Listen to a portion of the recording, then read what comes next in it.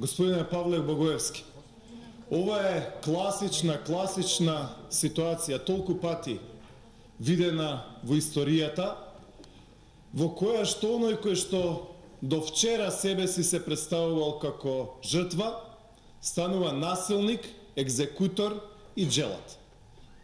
Вие сега, господине Павле Богоевски, тука изигравате Робеспиер на вашата револуционерна правда, имате намера да му ги искршите нозете и да му го загорчите животот и уништите животот на секој еден кој што се осмелил да ви се спротистави и да не се согласува со вас.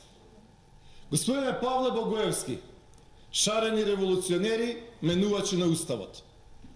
Да не се лажеме, ова е одмазда кон Љупчо Димовски, пратеник во Собранието на Република Македонија, затоа што не гласаше за уставните измени, за промена на уставното име на Република Македонија.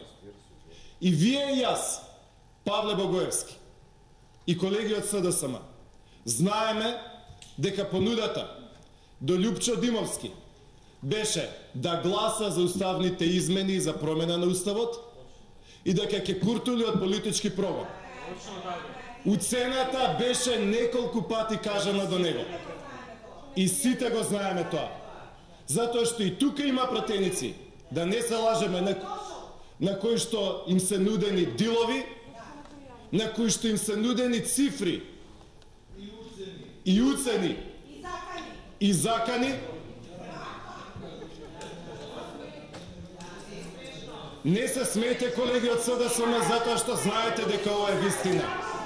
Знаете дека сте кабајет и знаете на кој начин обезбедивте 81 пратеник.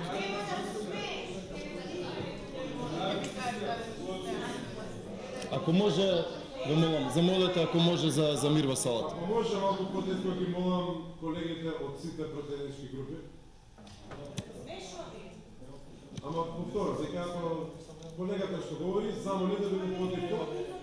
Молбата се однесува и на двете тука присутни пратенички групи.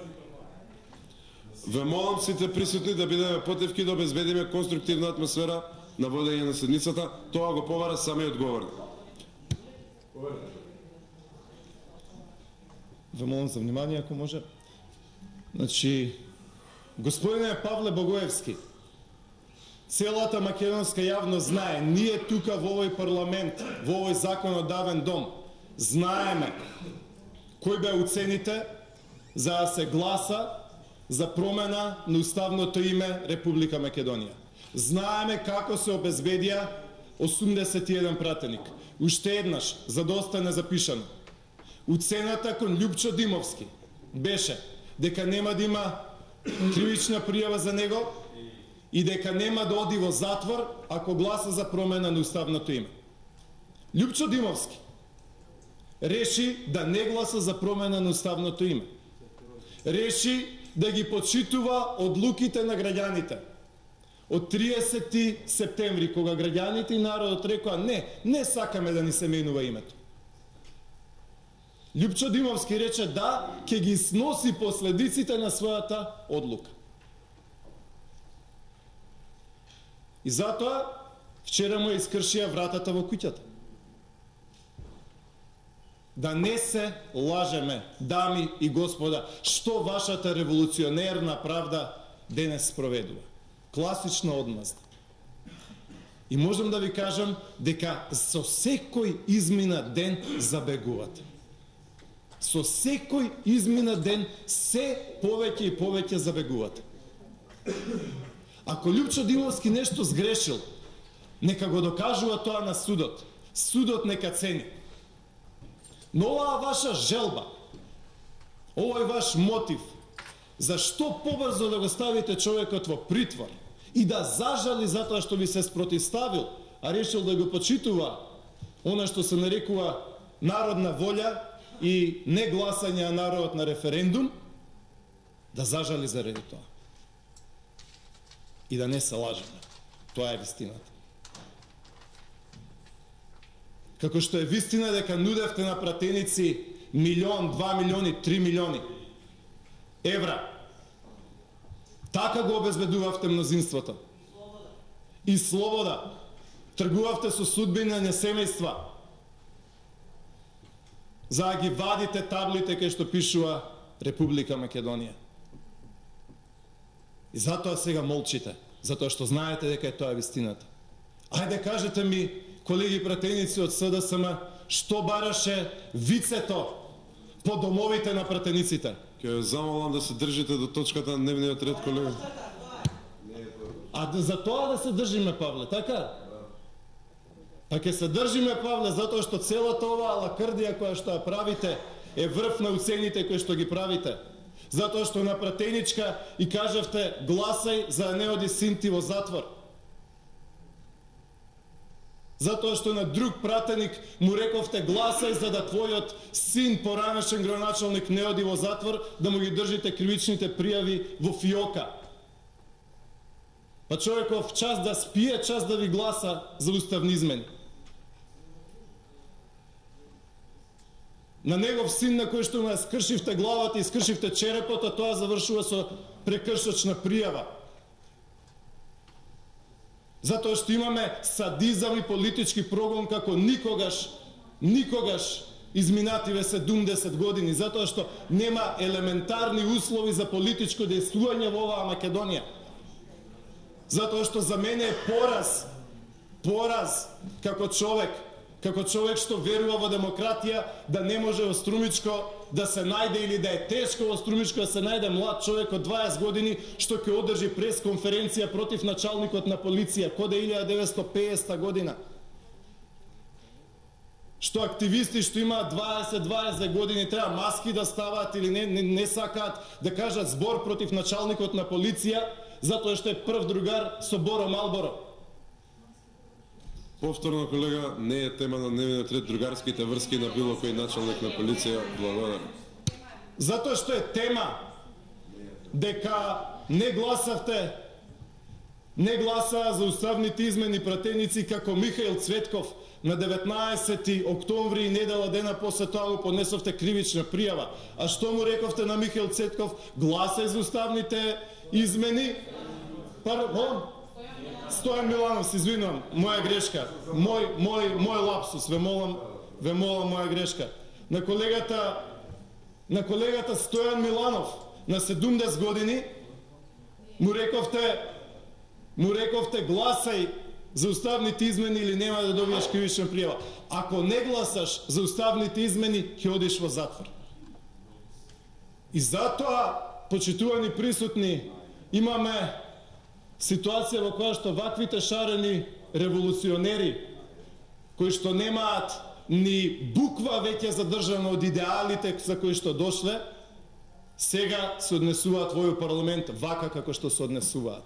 А вчера, за прв пат во овој парламент, имавме ситуација каде што шарената револуционерка делегираше амбасадори без присуство на јавност.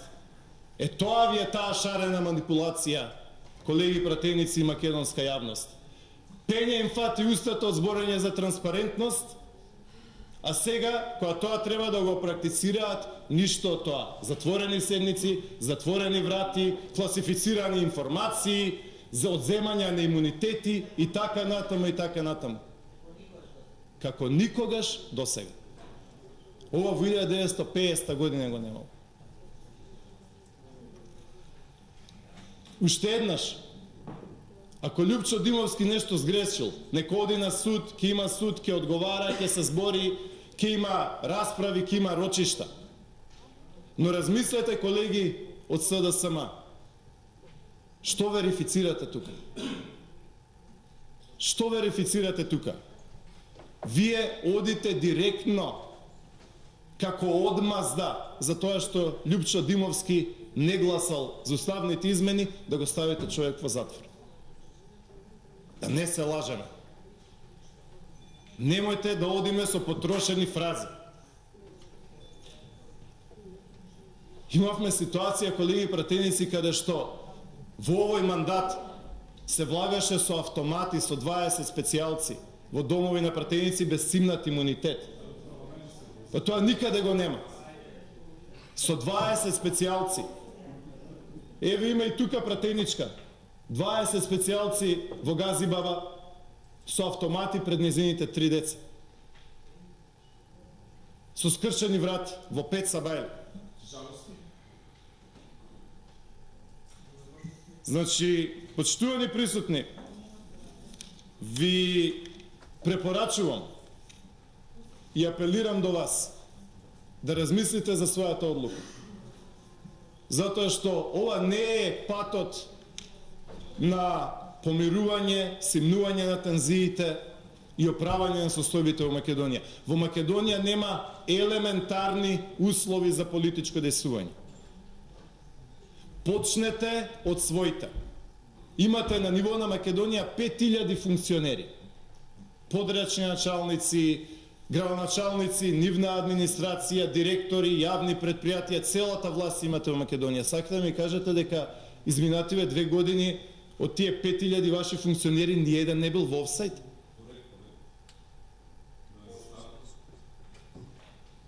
Докажете принципијалноста на своите. И затоа ние сме на листите на корупција таму каде што сме. И затоа лондонски економист, најважниот светски магазин, ќе порача дека живееме во хибриден режим. Власта на Зоран Заев е хибриден режим. Цитат.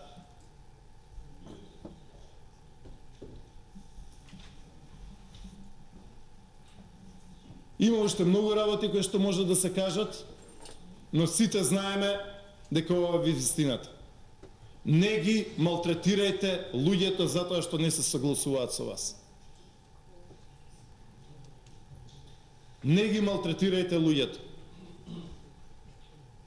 Докажете принципијалноста на своите, докажете принципијалноста која што немате на поголем број на коалициони партнери. Имате поле за работа секојдневно, ама таму со прст не мрдате.